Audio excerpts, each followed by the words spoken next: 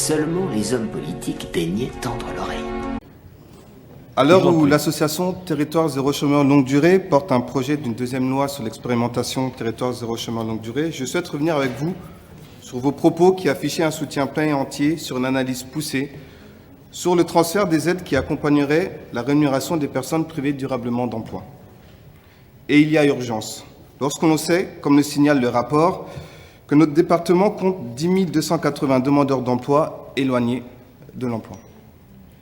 Monsieur le Président, chers collègues, la lutte contre la pauvreté est également la lutte contre le chômage et une lutte contre l'exclusion du monde du travail de nos concitoyens. À ce titre, notre responsabilité est engagée. Loin des clivages, nous devons d'être au plus proche des problématiques, mais aussi tenter des actions plus expérimentales et peut-être aussi pragmatiques.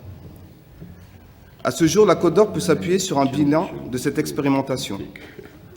Aussi, j'invite chacun d'entre nous, sur son canton, en échange, en collaboration et en co-construction, d'avancer sur ce projet et affirmer qu'aucun citoyen n'est inemployable.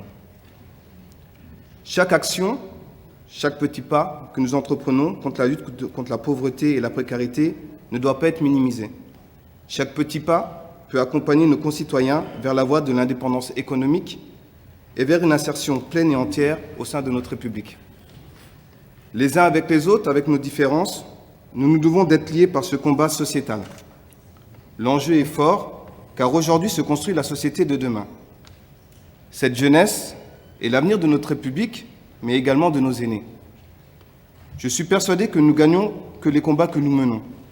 Travailler ensemble nous permettra d'aller plus loin, et j'accueille avec plaisir votre souhait de revenir vers nous régulièrement pour nous présenter les points d'étape de la déclinaison départementale de la stratégie nationale de prévention et de la lutte contre la pauvreté.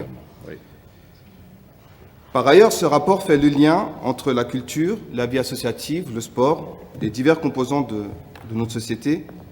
Et effectivement, ici, je tiens à saluer l'ensemble des acteurs de la vie associative qui font d'eux l'un des amortisseurs essentiels de notre société. Et peut-être ici, devons-nous aller plus loin dans l'accompagnement stratégique, mais également économique de la vie associative.